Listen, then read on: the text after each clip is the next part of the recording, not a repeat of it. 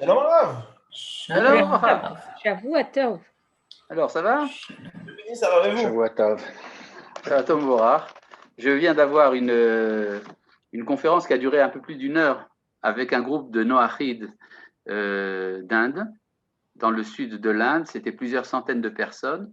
C'était assez extraordinaire, effectivement. C'est parce que c'est aujourd'hui la fête des nations que nous avons instituée pour le 27 Reshvan, le jour où Noach est sorti de l'arche et a reçu les 7 commandements Noachid. Alors nous avons institué une sorte de fête qui est fêtée un peu partout dans le monde, et c'était extrêmement, comment dire en hébreu, méromem, c'était assez exaltant. Voilà. Donc ça va. Voilà. Mais parlez-nous, Rav. Mais non. Vous pouvez très bien avoir tous les renseignements nécessaires sur notre site qui s'appelle Beritolam. Une seconde, excusez-moi, je dois. Allô, Anibem Safio.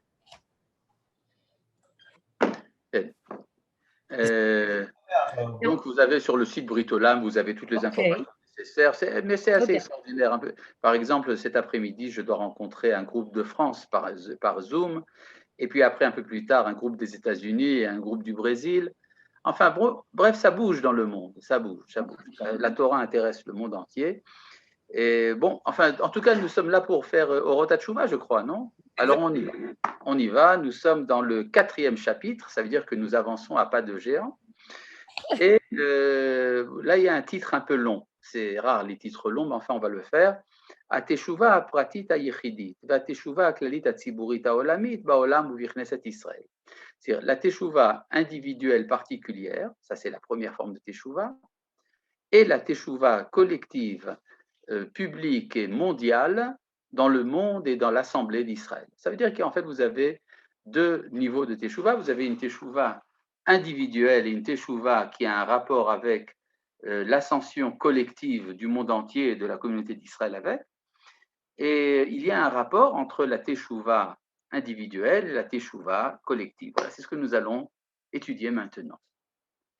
Alors, bon, le premier paragraphe de ce chapitre, c'est un chapitre un peu long qui, contrairement à ce que nous avons vu jusqu'à présent, est fourmi d'idées. Nous avons 11 paragraphes différents, et ça veut dire qu'il y a une richesse très importante, une grande richesse d'idées dans ce texte. Nous allons commencer donc par le premier. Le premier paragraphe est un peu, comment dirais-je, lyrique.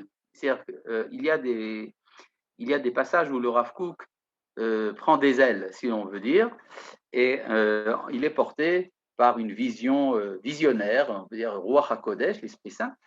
Et là, il en parle donc, Shotfim hem zirme à Teshuvah, c'est-à-dire les courants de la Teshuvah s'écoulent à pratit vaklelit, aussi bien l'individuel que la collective. Dimyonam, ça ressemble kegalesh al havot shel guf hashemesh, comme des rayonnements de protubérance sur le corps du soleil, Asher bemilchem meta'ad et mitpartzim ve'olim, qui dans une guerre, dans une lutte éternelle, explose et monte. Bon, le Rav Kook ici fait allusion à un phénomène que les astronomes ont découvert, ce qu'on appelle les protubérances solaires. C'est quoi les protubérances solaires? Sur la surface du Soleil, il y a parfois des éclats énormes qui rayonnent d'un très fort rayonnement et d'une très grande chaleur, qui sont sur la surface du ciel, du Soleil. C'est comme une sorte de grande vague de feu qui monte et qui redescend. Alors, ça ressemble, si vous voulez, à une sorte de lutte éternelle pour le Rav Kook. Et c'est ce qui donne énormément de vie à une quantité infinie de créatures. En koar, alors si vous voulez, la teshuva, ça ressemble à ça. Il y a dans la teshuva des mouvements. Une seconde, je dois couper le téléphone. Voilà, le téléphone est coupé. Il y a dans le mouvement de la teshuva, il y a des sortes d'explosions permanentes. C'est une sorte de phénomène cosmique qui ne cesse d'agir à la manière dont le Soleil agit. Et ce que dit le Rav Kook ici, c'est En koach liklot et ahamon arav shel hatzvaim arabim asher la shemesh agdola hazot amira laolamim kulam shemesh hateshuva. Il est impossible d'appréhender la quantité, la multitude des couleurs de ce grand soleil qui illumine de nombreux mondes, le soleil de la Teshuvah, Mipnei Shitfam Beribouyam, à cause de leur abondance et de leur puissance, Mipnei Meirutam Manifla, à cause de leur rapidité extraordinaire, Mipnei Shehem Baim Mimekor Achaim Atzman, parce que ces mouvements viennent de la source de la vie elle-même, Sheazman Beatzmu Urak Echad Matavniot Ametzumtzamot Shelo, dont même le temps n'est qu'une des catégories qui les reçoivent.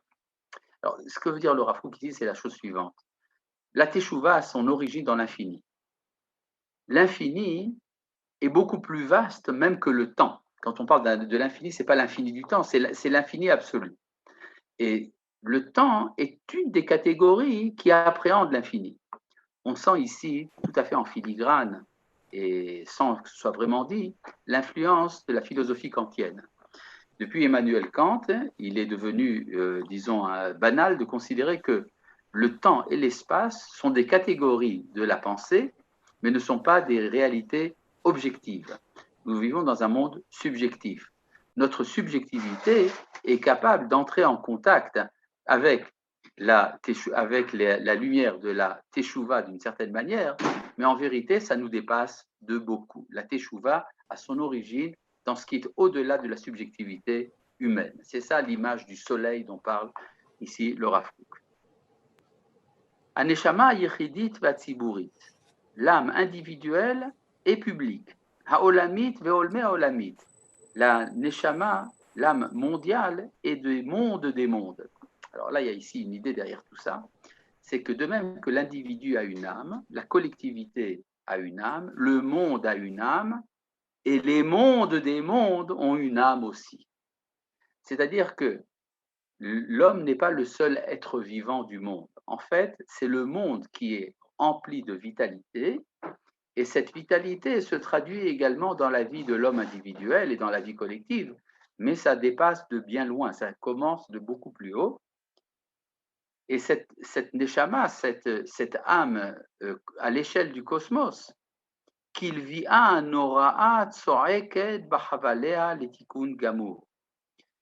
Elle rugit de douleur comme une lionne redoutable qui aspire à la réparation de tout, la metziut idéalit, à la réalité idéale. C'est-à-dire, la réalité et l'idéal, en général, ce n'est pas la même chose. L'idéal, c'est de l'idéal, la réalité, c'est la réalité. Mais il y a une finalité. La finalité, c'est de faire de la réalité l'idéal. Ve'anu chashim et amachovim, et nous ressentons ces souffrances. C'est-à-dire que c'est qui ça qui ressent ces souffrances? Ceux qui ressentent. C'est-à-dire des individus de l'envergure du Rav Kook sont capables de ressentir la douleur de l'idéal qui voudrait se concrétiser et qui n'arrive pas toujours à le faire. Ve'memarkim otanu, ces douleurs nous nettoient. De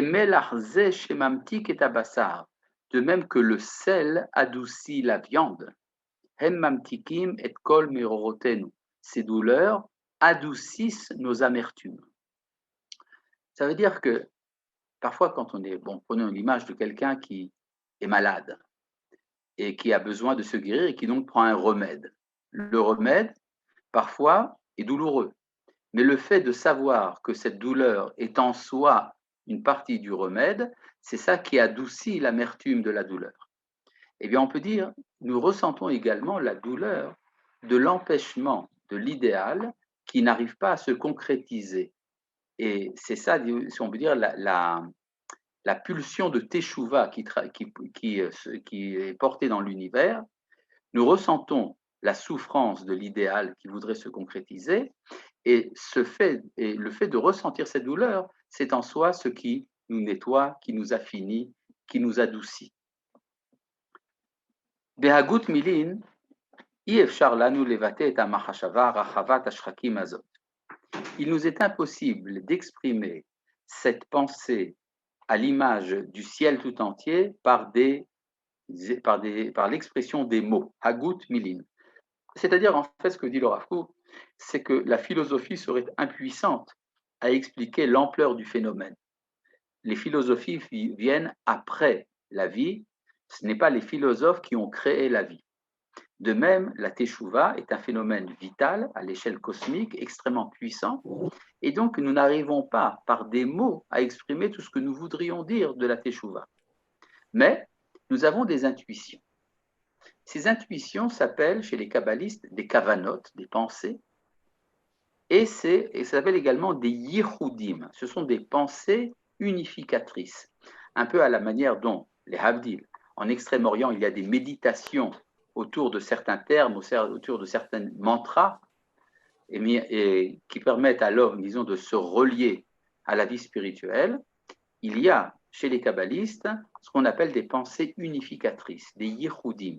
C'est-à-dire que le monde est supposé être déchiré, mais la pensée du kabbaliste est capable de faire de tout cela une unité. Eh bien, là, le Rav Kook décrit un peu ce phénomène. Yichudim anu meyachadim. Nous pensons des pensées unificatrices. Beshemot anu mechavnim. Nous avons des intentions liées à des noms. Les noms, c'est les noms de Dieu. C'est-à-dire, les kabbalistes vous raconteront. Quoi, vous n'avez pas de. Pas la voix là? Comment? Non, je vois que le Rav Yoel a une difficulté d'entendre. Le Rav Yoel a une difficulté à entendre.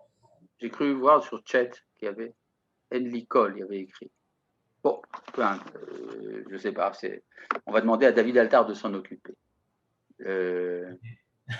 Laissez-moi. D'accord. Bon, en tout cas, je reviens donc à notre idée donc de la kavana. À moins que ça veut dire peut-être qu'il y a également notre voix également porte. Non, le Rav Kook ici parle de la pensée. Dans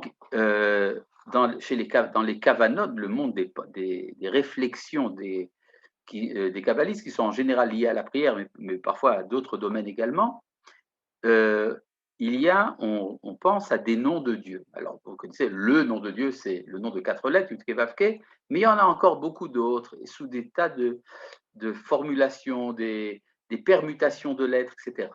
Alors, le Rav Kook parle un peu de ça. Yechudim anu meyachadim, nous avons donc des intentions, des pensées unificatrices. Beshemot anu mechavnim, et nous pensons à des noms. Nekuda, parfois un point.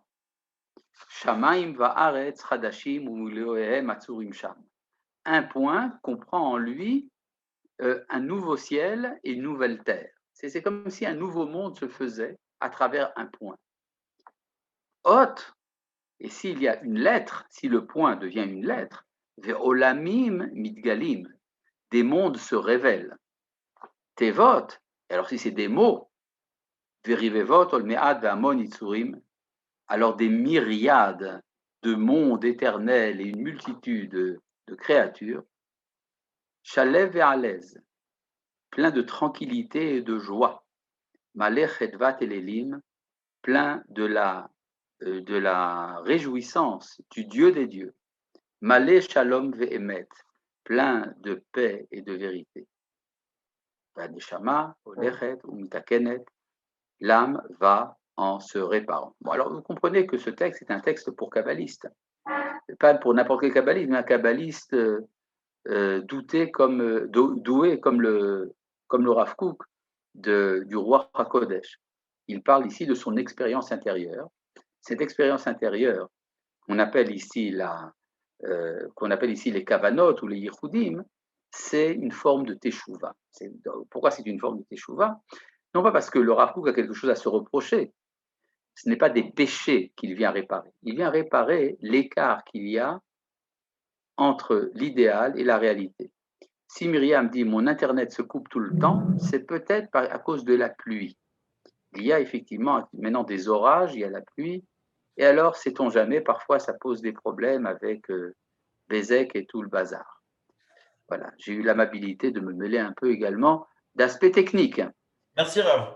Je t'en prie, David, c'est un plaisir de t'aider. Bon, alors, voilà. Donc, nous avons fait le premier paragraphe. Comme vous avez pu voir, ce premier paragraphe parle de quelque chose d'énorme, en fait, la teshuva, qui inclut toutes les dimensions de l'être. Alors que jusqu'à présent, on parlait de la teshuva au niveau humain. Mais en fait, on devrait se poser la question de savoir, est-ce que pour faire teshuva, on avait déjà donné une réponse. Est-ce que pour faire teshuva, il faut avoir péché? La réponse, non. La teshuva, c'est un mouvement de l'être. J'aspire à revenir à mon origine. Je n'ai pas besoin du péché pour ça. Mais là, la deuxième question, c'est beaucoup plus fort. Est-ce qu'il faut être un homme pour faire teshuva? Et la réponse, c'est que non. Tout être fait teshuva. Le cosmos tout entier, les mondes spirituels et matériels sont en permanent mouvement de retour à l'origine. Et donc, on peut dire la teshuva est quelque chose de beaucoup plus vaste, aussi bien que de la conscience humaine, mais même que du monde. On pourrait dire à la limite que c'est un mouvement intérieur de la divinité. C'est comme si la divinité ramenait à elle-même son influence. Le flux divin qui remplit le monde revient à son origine. Et quand nous participons à ce mouvement-là, nous faisons nous aussi teshuva.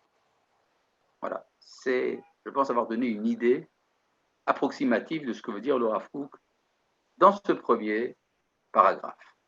Dans le deuxième, il va redire la même chose, mais d'une manière beaucoup plus claire, tout simplement. Al-Yedeh à Teshuva à Kol Shav Laelot. Par l'intermédiaire de la Teshuva, tout revient à la divinité. Al-Yedeh Metziut Koach à Teshuva Sorer Ba'olamim Kulam. Oui, David. Oui, on entend le Rav Haroche, c'est très intéressant, mais ça serait bien si le Rav Yoel voudrait bien fermer son microphone.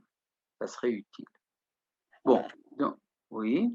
Donc, à l'aider à Teshuva à Kol Shav Laelot, par le biais de la Teshuva, tout revient. Pas le Rav Cherki. Quoi? Rav Cherki. Oui, on entend le Rav Ben Haroche qui te parle. Excusez-nous, Rav Cherki. Excusez-nous. J'excuse tout à fait, tout à fait. On réglera nos comptes après. Donc, je reviens ici au deuxième paragraphe. À l'aider à Teshuva à Kol Shav Laelot, par le biais de la Teshuva, tout revient à la divinité. À l'aider Mitziut Koach à Teshuva, par le biais de l'existence de la capacité de Teshuva. Koach veut dire ici la potentialité de Teshuva, Asorer Ba'olamim Kulam, qui est présente dans tous les mondes. Shav Akol ou Mitkacher Bimtziut Ashlemut Elohit, tout revient et se relie à l'être de la perfection divine. Va l'aider à Rayonot chez Teshuva, et par les pensées de Teshuva, Deotea Vergoshotea, ses opinions et ses sentiments, Kol HaMarshavot HaRayonot VaAdeot, alors toutes les pensées, toutes les idées et toutes les opinions, Retzonot Vergashot, les volontés et les sentiments, Mitaprim Veshavim Liikava Be'etzem Tchunatam Betochen HaKodesh HaElohi, se transforment et reviennent se fixer dans leur caractère originel, dans le contenu de la sainteté divine. Bon, alors, essayons de traduire un peu ce que ça veut dire. Ça veut dire que nous avons ici la Teshuva comme idée qui ramène tout à la divinité. Vous avez le potentiel de la Teshuva qui relie les mondes, et vous avez la Teshuva effective, les pensées de Teshuva, qui ont la capacité d'élever également les autres pensées. C'est-à-dire, il y a dans le monde énormément de sortes de pensées. Pas tout le monde fait teshuva dans sa pensée, mais il suffit qu'il y ait une personne qui fasse teshuva véritablement dans sa vie intérieure. Cela amène une élévation des autres pensées qui deviennent plus nobles et qui vont s'affiner pour s'allier à la pensée de celui qui fait teshuva. Peut-être il y a une petite remarque à faire quand même. Ça a l'air un peu, disons, non seulement mystique, mais on pourrait dire un peu dangereux, ce genre d'opinion. C'est-à-dire, si tout revient à la divinité et que l'on prend l'idée de la teshuva au sérieux, est-ce qu'on n'arriverait pas finalement à une sorte de néantisation de l'être, un peu à la manière du bouddhisme? Et vous savez que dans le bouddhisme, il y a également cette aspiration permanente au nirvana, qui arrive de manière, disons, paroxystique, à une néantisation de l'être. Alors, est-ce que c'est ça que la teshuva demande? Et on pourrait le croire, c'est-à-dire que parfois, on voit quand des gens sont occupés à faire teshuva, il y a une sorte de dévitalisation de la personne. Et alors, les parents un peu inquiets se disent, mais qu'est-ce qui se passe avec mon fils? Depuis qu'il est rentré à la yeshiva, il a perdu sa vitalité. Il était rouge de vitalité, maintenant il est pâle. Alors, très inquiète, la maman prend le fils chez un psychologue. Et si le psychologue est intelligent et qu'il connaît ce qui se passe dans les yeshivot, il répondra à la maman inquiète: ne vous en faites pas, madame, ça sera comme ça jusqu'à Kippour, mais après Kippour, c'est fini. Ça veut dire quoi? Ça veut dire que la Teshuvah, à quel moment avons-nous pris conscience de la Teshuvah dans la Torah? C'est avec le veau d'or. Intéressant, mais je n'ai l'habitude de répondre qu'à des questions. Or, là, je ne vois pas une question, je vois une question et une réponse. Donc, il m'est difficile de répondre à une question qui porte déjà sa réponse. Bon, revenons donc à notre... Bien que la réponse n'est pas bonne, on voit la Teshuvah déjà chez les frères de Yosef. Mais enfin, bon, revenons à nos moutons. Il faut bien comprendre que la Teshuvah, selon le judaïsme, n'est que la moitié du chemin. C'est-à-dire, il y a une ascension, c'est vrai, une ascension vers l'infini. Il y a également un retour de l'infini vers le monde. Il y a plusieurs images de ça, je voudrais en donner une toute simple, c'est le rêve de Jacob quand il voit une échelle qui relie le ciel et la terre, et il voit des anges sur l'échelle. Mais qu'est-ce que font les anges sur l'échelle? Ils montent et ils descendent. Olim et Ordim. Donc c'est quoi les anges de l'échelle? L'échelle, dit le Midrash, c'est Yaakov lui-même. Lui-même, l'homme, est une échelle entre le ciel et la terre. Et dans cette échelle entre le ciel et la terre, il y a une ascension. Mais cette ascension, elle a un but, de redescendre. C'est-à-dire de se ressourcer et à partir de cette source, alimenter notre monde. Par exemple, le jour de Kippour, vous avez également une sorte de mouvement de Teshuvah. Le grand prêtre rentre dans le Saint des Saints. Le Saint des Saints, c'est le lieu de l'origine du monde. C'est-à-dire, il fait une Teshuvah topographique. Il monte et il rentre dans le Kodesh HaKodashim. Et qu'est-ce qu'il fait là-bas? Il en ressort.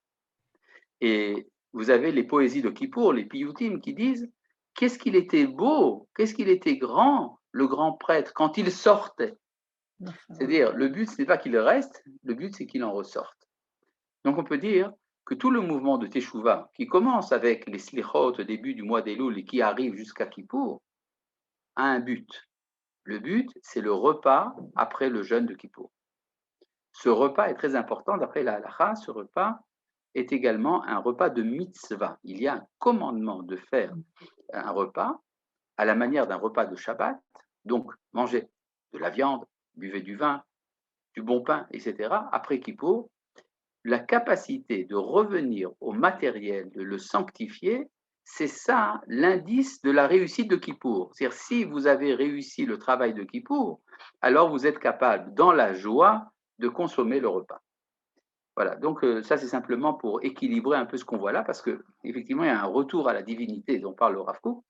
Je tiens tout de suite à équilibrer ça. Il y a également une forme de teshuva. D'ailleurs, le Rav Kook en parle par la suite, quand il dira qu'il faut faire teshuva de la teshuva. Parce que quand on fait teshuva, on se fait une sorte de dommage, et ce dommage doit être réparé. Les frères de Yosef ont été les premiers à faire teshuva. Mais non. D'après le Midrash, Adam Arishon, le premier homme, a fait teshuva. Caïn a fait teshuva. Mais la première fois que c'est mentionné, c'est avec les frères de Yosef. D'accord? Bon. Arabe, Oui. Adam Arishon, il fait teshuva et il n'est pas rentré au Gan Eden? Non, tout simplement parce que quand Adam Arishon fait son péché, il est l'humanité tout entière. Quand il fait teshuva, il est un individu. Il est Adam de la famille Arishon, numéro de Teudat Zehut 0001, avec Madame Arishon, Chava, Teudat Zehut 0002, et donc c'est en tant qu'individu qu'ils font teshuva. Mais, disons, le Adam Arishon cosmique, lui, il a déjà éclaté, le monde est déjà tombé dans sa chute. Donc, pour faire la réparation de ce qu'il a fait, on a besoin de l'histoire humaine tout entière. Et Abraham, il n'est pas celui qui sent qu'il faut que le monde retourne à sa source, que j'ai senti dans le premier paragraphe que c'était effectivement, il avait un sentiment de cette tchouva olamite, qu'il part, lui, à faire son travail, à faire sa propre tchouva, mais aussi il sent que le monde a besoin de revenir à sa source, comme vous dites. Très, très beau ce que vous dites, très beau. J'adhère, j'accepte, j'achète. Okay. Bon, voilà. Ben, nous allons donc continuer maintenant vers le paragraphe Guimel, le troisième. C'est très bien. Bon. Alors, le troisième, vous voyez ici que le Rafouk devient de plus en plus clair. Ateshuva klalit she'ilu yaolam vetikuno. C'est-à-dire la teshuva collective qui est l'ascension du monde et sa réparation.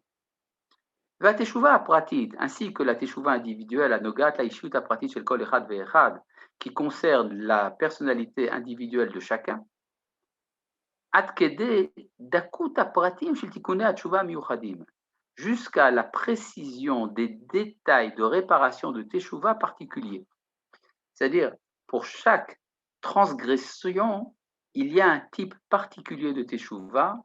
Chez les kabbalistes, un certain nombre de jeûnes qu'il faut faire et certains comportements qu'il faut avoir, qui sont détaillés plus par les kabbalistes que par la halacha.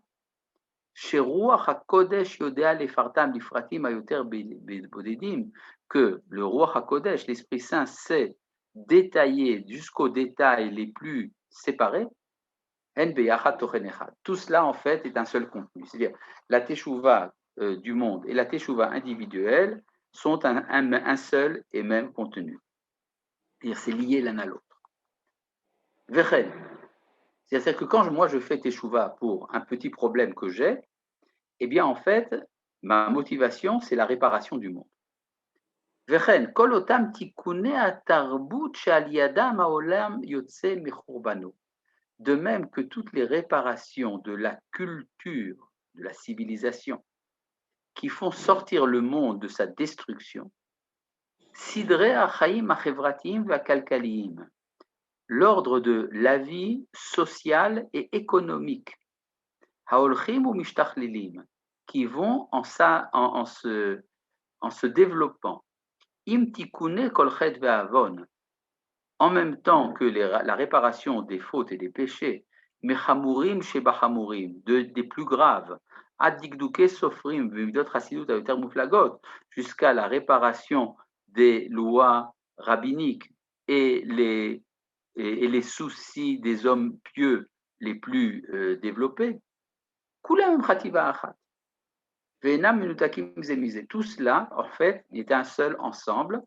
Ils ne sont pas séparés l'un de l'autre. C'est-à-dire, par exemple, vous avez un tzaddik qui fait teshuva pour des choses qui ne concernent que lui. C'est-à-dire, par exemple, quand dans l'âme d'un tzaddik, l'équilibre entre l'amour et la crainte n'est pas total. Il y a un déséquilibre entre l'amour et la crainte, il doit faire teshuva de ça. D'autres personnes doivent faire teshuva de choses beaucoup plus graves, le lashon hara, le vol, etc.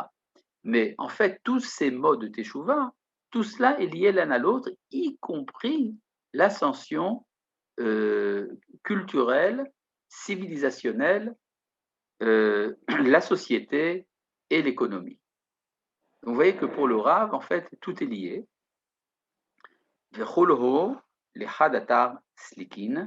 Et tous arrivent à un même lieu. C'est une expression tirée du Zohar en araméen, et qui signifie que, en fait, beaucoup de cheminements, finalement, arrivent à un but unique. Par exemple, souvent on demande, est-ce que Maïmonide était un kabbaliste? La réponse est que non, Maïmonide n'était pas un kabbaliste. Mais sa pensée arrive aux mêmes endroits où les kabbalistes arrivent par leur cheminement à eux. D'accord? En fait, on peut dire, toutes les formes de teshuva aboutissent finalement à un même but. Pardon. Nous allons donc passer maintenant au paragraphe Dalet. Hateva haolami vechol yitzir prati, la nature du monde et chaque créature particulière, hahistoria haenoshit, l'histoire humaine, Vechol ish yechidi ou ma'asav, et tout individu particulier et ses actions, tzrichim liot mesukarim biskira achat, doit être considéré en un seul regard. Ketochen echad, bal prakim shonim, comme un seul contenu fait de plusieurs parties. Ve'az, memaeret haora shel adea amevi alidei tshuva lavo. C'est alors que, quand on voit les choses de cette manière, la lumière de la connaissance qui amène la teshuva s'empresse d'arriver. En effet, tant que j'ai une vision, disons, particulière de chaque point dans la réalité, je me considère moi personnellement, l'autre comme autre chose, alors il me manque le sentiment d'unité. C'est le sentiment d'unité qui amène un surplus d'intelligence, un surplus de compréhension. Quand il y a surplus de compréhension, on est naturellement porté à faire teshuva. Facile. Bon, alors nous allons, puisque c'est comme ça, nous allons passer au 5e paragraphe. Allons-y. באמת, אי אפשר להתרומם אל התשוקה הרוחנית של ישועת הכלל, בלי תשובה פנימית עמוקה מכל חטא ועוון. Intéressant ce que dit le Rav Kook. Il y a parfois le désir d'amener le klal, la collectivité, il s'agit de la collectivité d'Israël dans ce cas précis, il y a parfois un désir qui nous porte à vouloir faire teshuva à la collectivité. Et ce désir de faire teshuva est un désir spirituel. Mais te dit le Rav Kook, on n'y arrive pas, on ne peut pas arriver véritablement à ce désir si on n'a pas fait soi-même teshuva de ses propres péchés. C'est-à-dire, je fais teshuva de mes péchés à moi, et ça va me permettre d'aspirer à la teshuva du klal. Sinon, pourquoi est-ce que j'essaye d'amener les autres à faire teshuva, alors que moi-même, je n'ai pas fait teshuva? C'est suspect. Ce qui est suspect, c'est peut-être que je veux faire teshuva aux autres pour essayer de m'imposer aux autres, et non pas pour leur bien. Donc, ce que dit le Rav Kook, on ne peut pas vraiment s'élever au désir spirituel de la rédemption du klal. Et donc, ce que dit le Rav Kook, il inclut également, par exemple, il pense certainement au sionisme. Le sionisme politique était un désir d'amener à la libération d'Israël. Et ce désir était porté par des individus qui ne faisaient pas tous teshuva de leurs propres péchés. Mais, nous dit le Rav Kook, si on veut que ce sentiment soit véritablement pur et dénué de tout intérêt, il doit également être associé à la réparation des péchés. Omnam, yachid, beli teshuva pnimit amuka mikol chet ve'avon, sans faire une teshuva intérieure et profonde de tout péché. Ce serait que de l'ego. Il y a un peu de ça, effectivement.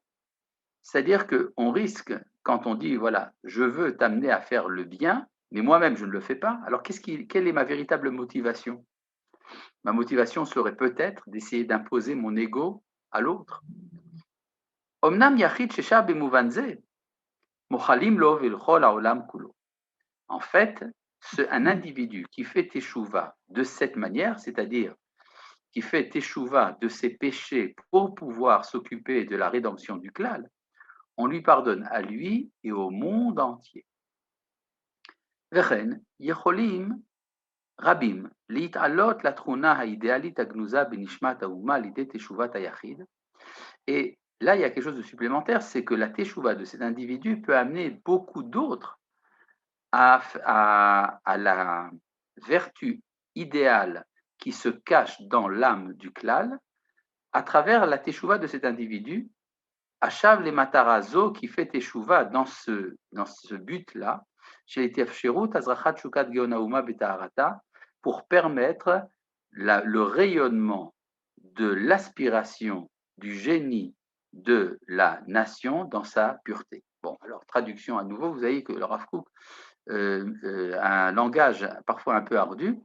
Ce qu'il veut dire, c'est que s'il y a dans le klal un individu qui fait teshuva de ses propres péchés, mais la motivation de cette teshuva de ses propres péchés, c'est pas pour échapper à l'enfer, mais c'est pour être capable de s'associer à l'aspiration de libération de son peuple, alors ça fait que les autres qui, eux également, ont l'aspiration à la rédemption du peuple, tels que par exemple les sionistes laïcs, eh bien, eux aussi vont s'associer à sa teshuva. Donc, il fait faire teshuva à tout le monde, en fait. Non seulement il fait teshuva pour lui-même, il va faire faire teshuva à tous ceux qui sont liés directement ou indirectement à son idéal. Dans ce contexte arabe, si un Ben Israël fait teshuva, ça relève, ça נותן קצת עלייה או התרממות לכל עם ישראל. Maintenant, comment on fait ça לעולם כולו? Selon ce que le Rav Kook écrit ici, c'est même si une personne fait tchouva ben Israël ou pas, ça fait remonter le monde déjà à un autre niveau. Oui. Oui, ou directement ou indirectement. Évidemment, il s'agit de la motivation d'amener à la libération du peuple. Mais si la motivation est une motivation plus large, d'amener également à l'élévation du monde, alors évidemment, ça contribue. Chacun selon son intention. L'intention de la teshuva. Ok. D'accord. Nous allons passer maintenant au 6e paragraphe. Ah, vous avez une question dans le chat. Une question en chat? Non. Toutes ces questions ont été répondues déjà depuis longtemps. Ah, une nouvelle. C'est la névoie, pardon. Ah, est-ce que ça ne génère pas une résistance des forces contraires? Absolument. Vous savez, les forces contraires, elles font partie également du projet. Il y avait un écrivain israélien du nom de Amos Oz, qui un jour a dit la belle phrase suivante, il a dit « Le Rav Kook pense que moi, je fais partie du processus de la Géoula. Eh bien, sache, toi, le Rav Kook, que je ne fais pas partie de ton processus à toi de la Géoula. » C'est la fin de sa citation. Maintenant, ce que Amos Oz ne sait pas, c'est que son refus de faire partie du processus de la Géoula sur le Rav Kook, ce refus, lui aussi, fait partie du processus de la Géoula. C'est-à-dire, là, je présente une thèse paternaliste à l'extrême. Ça veut dire que je m'empare même de la force contraire qui fait partie du processus. C'est-à-dire que si vous voulez, par exemple, rouler en voiture, vous avez besoin d'une certaine résistance de la chaussée. Sinon, vous partez dans le décor. Eh bien, et c'est pour ça que nous comprenons que même quand nous agissons pour des idéaux qui nous semblent importants, et on se demande, alors pourquoi ça ne marche pas? Est-ce qu'on se trompe sur l'idéal? Pas toujours. Parfois, on peut se tromper, évidemment, mais il est tout à fait possible que dans le cadre des idées que nous voulons faire avancer, des idéaux que nous voulons développer, il y a également une nécessité d'un ralentissement. Et donc, c'est bien qu'il y ait également les forces contraires. Ça fait partie du projet. Alors, ça ne veut pas dire qu'il faut laisser les forces contraires faire tout ce qu'elles veulent. Il faut également savoir se les concilier. C'est tout un travail.